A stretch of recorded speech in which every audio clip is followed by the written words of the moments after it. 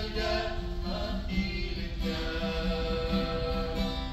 Ir nė prie kelio kryžiaus nesustoja. Ir eina jis tolyn, lazda pasirašiuodamas. Nuo rūpesčių pražilęs. O gal ne rūpesčiai, gal mano nuodėmė. Pražiltieji kaip mėnulio šilas. O gal ne nuovargis jį prilenkė. Gal mano žvilgsnis toks sapnuoja.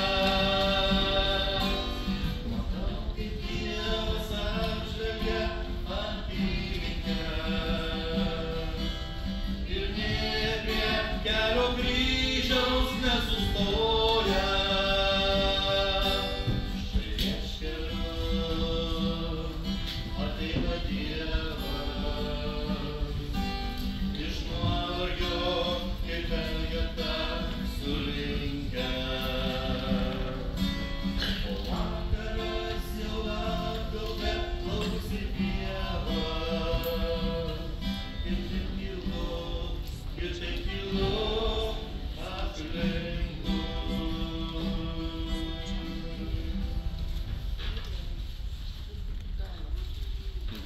Būk pašlovintas, Viešpatie, su visais savo kūriniais, ypatingai su molingąja mūsų seserimi Saule.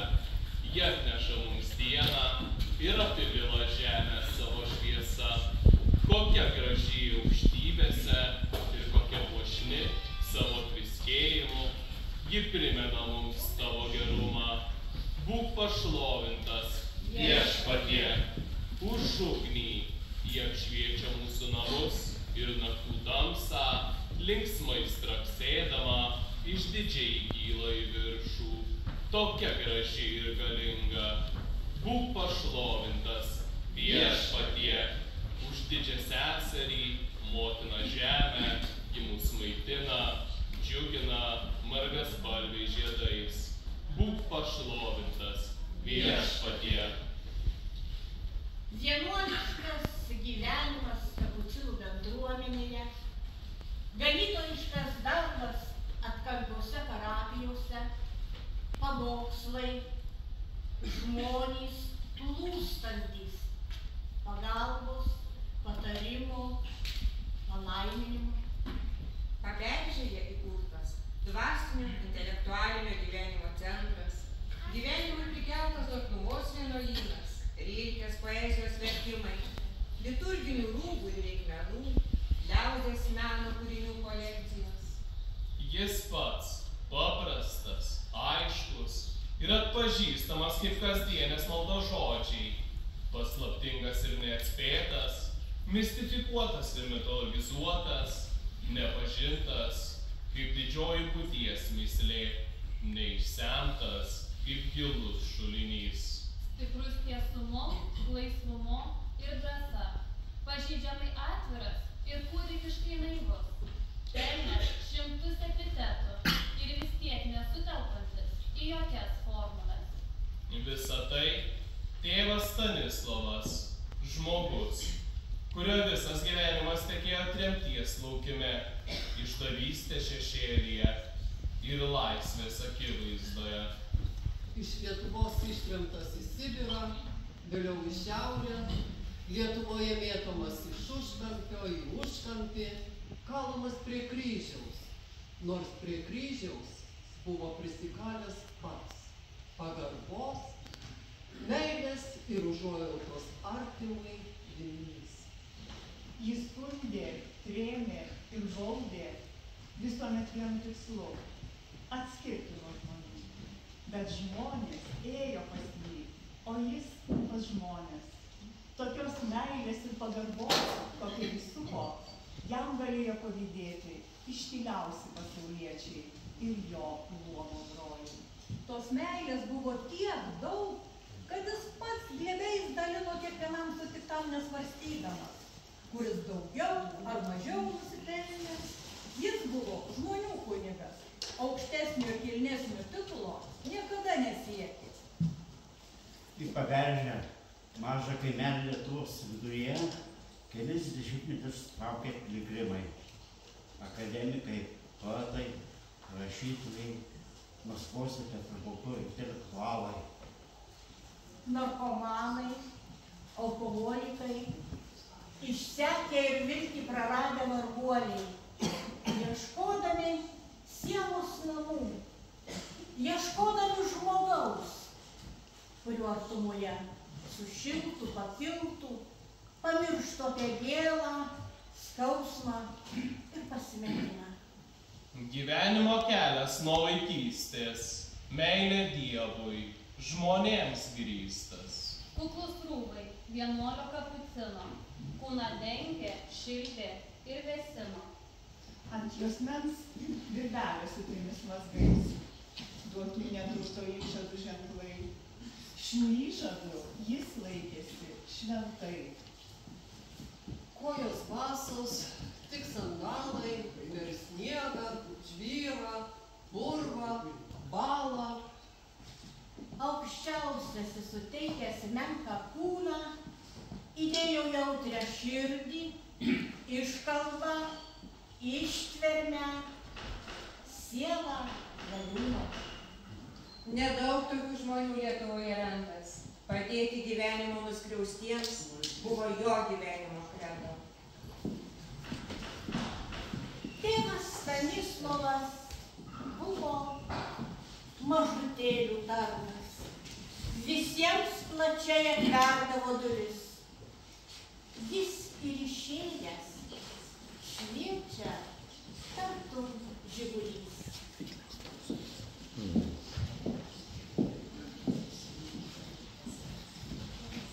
Perskaičiau visą Rainerį Mariją Rilkę. Išverčiau ne tiek ir daug. Pradėjau gyvendamas Žemaitijėje. Man buvo atėmę kunigystės teises, neleidau kalbėti su žmonėmis, eiti į jų trovas, sakyti pamokslus. Turėjau kažko užsidaužti, kažkaip gelbėtis. Taip suradau Rilkę. Verčiau iš vokiečių kalbos. Taip reikia kartais gerokai suraukti kaktą, įsiklausyti ir įsijausti skaitant jį. Toks įsiveržimas į būties gelmes gal būtų geriausia jo charakteristika. Labai gražiai apgieda tą amžiną veržimąsi į gyvybę. Dievas jam sakė, gyvenk garsiai, numirk tyliai. Jo poeziją labai mėgau ir vertinau. Ji lydėjo mane visą gyvenimą. Patiko todėl, kad filosofas, teologas, čia ir dabar būti ir neužpykti. Juk tai nuostabu, prisimena tėvas Stanislovas. Rėvėm besivienčiam gyvenu. Per daiktus nesivyti. Gal paskutinė ir nepasieks delnų, bet geidžiu išbandyti. Ir kopiu į Dievą tą porą aukštą virš tūkstantmečių visų. Ir nežinau kas. Audra, ar paukštis, ar giesmė esu. Iš ligoninės jis skubėjo į savo tarnystę, nė minutėlį nepalikdamas šio posto. Nė karto gyvenime nesiilsėjęs, neturėjęs atostogų, didysis bėdų ir rūpesčių bankininkas. Gritelininkų partijos steigėjas, visoms valdžioms kliūvantis, tėvelis, savižudžių užtarėjas ir jų laidotojas, alkoholikų, narkomanų vilties teikėjas, įsikibti Dievui į ranką ir nepaleisti, sakydavo. Drauge su monsinjoru Kazimieru Vasiliausku ir kardinolu Vincentu Sladkevičiumi priešinęsis teisuoliams, skaldžiusiems tautą. Politkalinys, karo metais gelbėjęs žydus, 2 kartus ištremtas į Sibirą. Krosnyje sudeginęs visus ministrų, prezidentų apdovanojimus.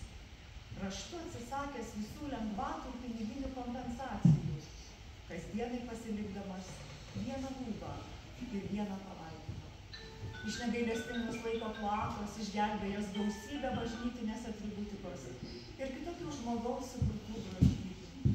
Savo rankomis ir išmonę puošęs paberžę, pagaminęs ir išdalinęs 30 000 saulučių. Šluostęs gyvenimo dulkes nuo Evangelijos bažnyčių ir kaimo bičių. Tėvas Stanislovas žinojo, kad laikas dalijęs iš 3 – praeitis, dabartis, ateitis. Kad laikas nėra beribis, jam pasibaigus amžinybė. Praeities jau niekas nepakeis, nežinia rytojus ar išauš ateis. Daryti reikia viską šiandien, jei tik tai gali, su didžiausia meile ir džiaugsmu širdį.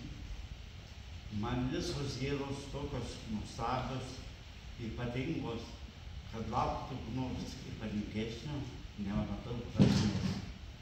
Kiekvieną dieną reikia pripildyti su kaupu, o koks akmuo, koks ženklas, kiek nulių tą ženklą žymi, visiškai nesvarbu. Svarbu, kad diena būtų pilna. Tai kiekvieno žmogaus rūpestis. Jokių atgamtinių reiškinių, jokios magijos, jokių burtų aš nepatyriau. Žinau tik maldą, darbą, susikaupimą. Jaučiu vien meilę žmonėms ir laimę jiems tarnauti. Norėčiau kam nors piliuoti, pabūti kam nors draugu, tave. Lyg lopšiai užklotą lydėti miegu, iš miegų. Norėčiau tik vienas žinoti namuos, kad naktį buvo vėsu. Norėčiau klausyti miškų tolumos, tavęs ir pasaulio visų. Susišaukė laikrodžiai dūžiais, gilus man verės laikų šulinys. Praeina gatve prašalaitis vėlus ir svetimus lodo šunis. Paskui bus tyla, ant tavęs susiskleis mano akys tamsuoju ir budės.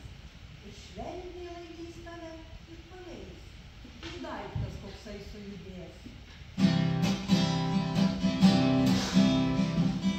O žvaigždė podinėgi vaikai miestam ir ant žolės.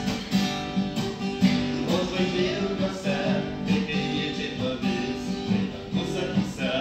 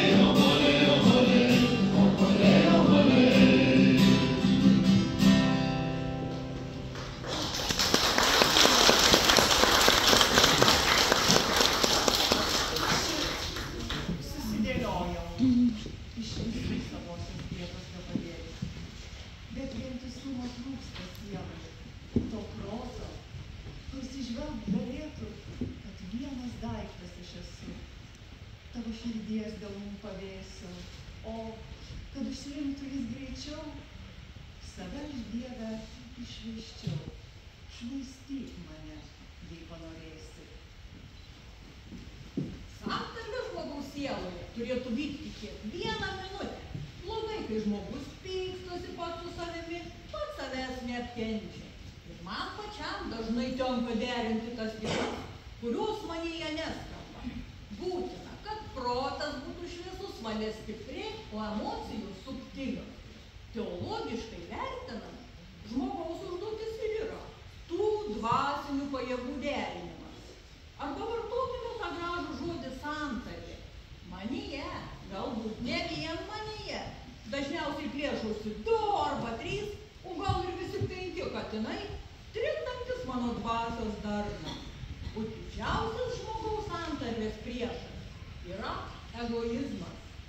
Kuomet aš negaliu atsiverti kitam žmogui. Kaip tik ant amžių slenksčio gyvenu, nuo begalinio lapo dvelkia vėjas, jame tu, aš ir Dievas rašinėja, bet jis toli ant rankų svetimų. Spėju, kaip spindi jo antroji pusė, kur dar mums viskas atsitiks. Nebylios sielos dailos susikrusę ir žvelgia viena kitai į akis.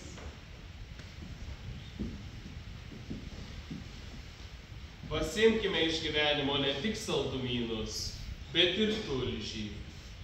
Neieškokime vien tik neribotos laisvės, bet sugebėkime save prikalti ir prie pareigų kryžiaus.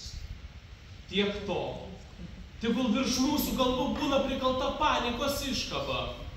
Tačiau visa, kas brangiausia, neatiduokime vien dėl to, kad tik mūsų kas nepaniekintų. Juk visa pasaulio tragedija, visas jo neįsigelbėjimas, kad jis konvulsiškai traukiasi nuo visko, kas nepatogu, sunku, žema, kieta. Žmogus nebeatlieka pasaulio valdymo funkcijos iki galo. Vos išvydęs sunkumus, jis pabėga. Kančios ir lygvėjaus mus moko, kad daugiausia solidumo mūsų gyvenimui atneša kančios valandos. Kančia tai ugnis, kuri mūsų gyvenime, buityje, išdegina visą, kas tuščia, menkavertiška, kas tai yra tik šiaudai. Tie deginantys atsitikimai mokomus, artimo meilės, taktiškumo, rimtumo.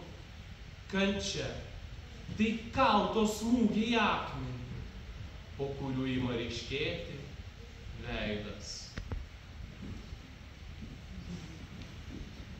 O kad tai tikra tyla, nors kartas toks, kad visa, kas netvirta ir miglota, nurimtų.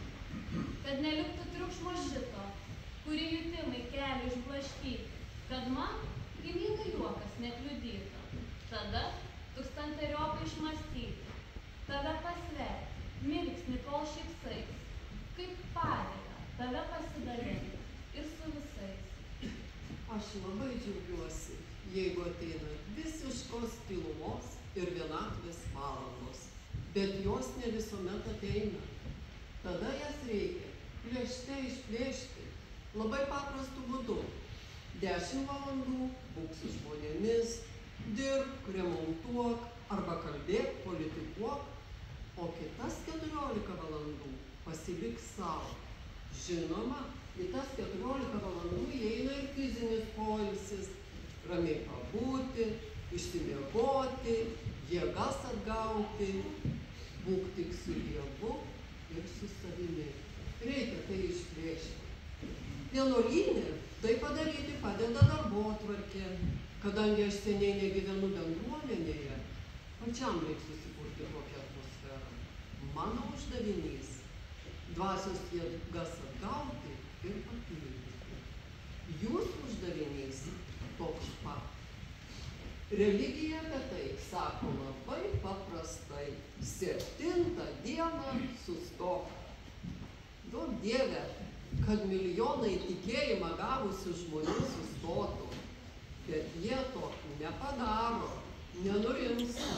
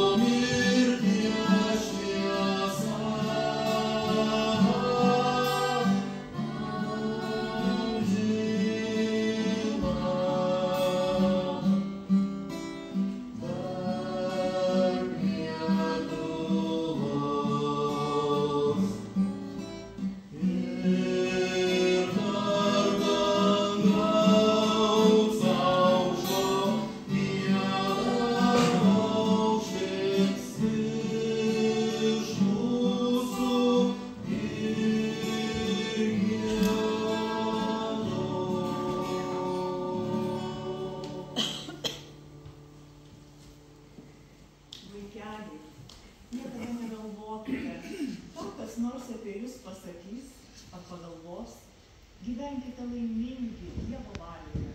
Tėvas Stanislovas. Vaikeliai, neskubėkite pykti.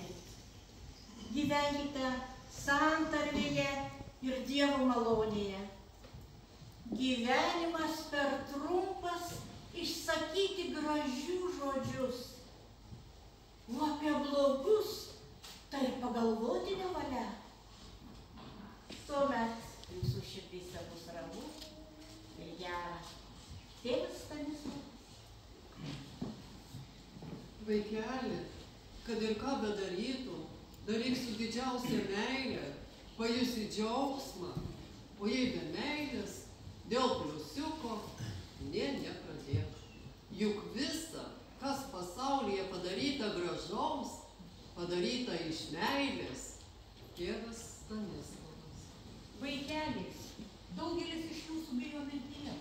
Nebijokite. Jei Dievas yra jūsų širdyse, mirtis nebaisi. Tėvas Stanislovas. Vaikeliai, viskas praeina. Tik reikia mokėti išlaukti. Viskam reikia laiko. Palaiminto jums laiko. Tėvas Stanislovas.